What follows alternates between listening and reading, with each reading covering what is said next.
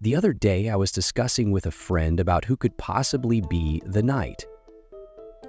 After discarding some candidates, I jokingly asked, "Hey, how about Berdly?" Of course, at the moment, neither of us took it seriously. I mean, Berdly? It couldn't possibly be him, right? Well, that's what we thought. So we started looking for proof to discard him.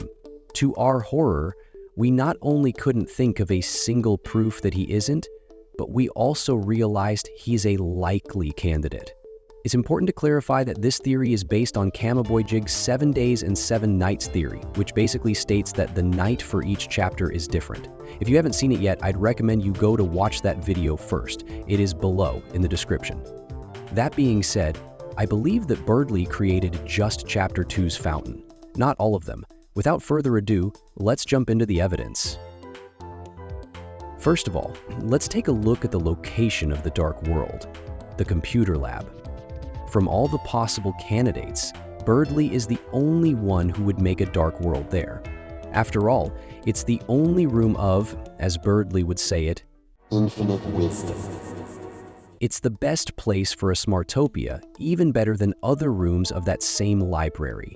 Not to mention, he works there, so he has the keys to open it whenever he wants to. You may ask, how does Berdly know about dark worlds? Well, Gerson is likely to have knowledge about them.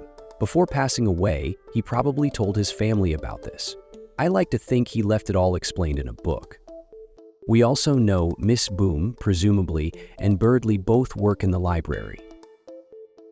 He probably had all the library's keys, so looking through private drawers he found Gerson's book and read through it.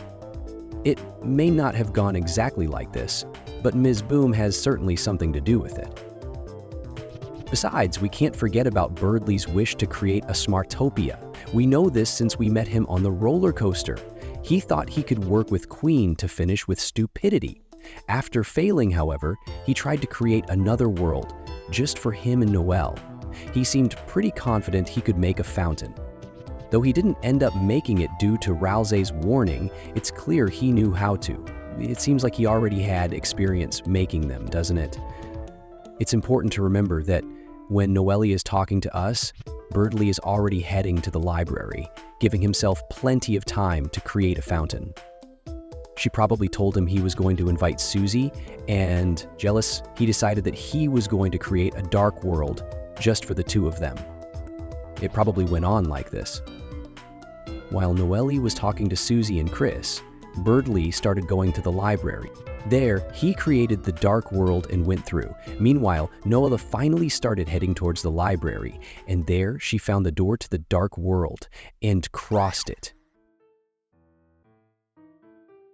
You might think that if Berdly was already in the dark world when Noelle arrived to the library, there's no way she went through without him, as she is much more fearful. However, we know Noelle's bittersweet relationship with scary things. Even if she was afraid of it, she probably pushed herself to do it, thinking that Berdly was in danger. I don't know, maybe Berdly did wait for her, but I don't think so, as we find him much further than her in the dark world. After I collected all the evidence, I realized something. The books. If, when Noelle arrived to the library, the dark world was already created, why are the books on the desk? This meant the fountain was created with them inside, and I thought this destroyed my whole theory. For around 30 seconds. See that? Noelle was not carrying the books when she left. This means that Berdly, being a simp, carried her books and let them on the desk before creating the fountain. Besides, there's no way they didn't notice how the room slowly fills of black smoke after an intense flash of light. Again, what makes me think the most that Berdly created Chapter 2's fountain is that he is in nowhere to be seen in the pre-closet scene. I think he isn't there for a reason, though it may just be a narrative choice. Anyways, I hope you liked this video. If you can think of something I missed, have any objections, or want to express your opinion, please let me know in the comments section. Thanks again to Camaboy and his theory. This video wouldn't have been possible without it.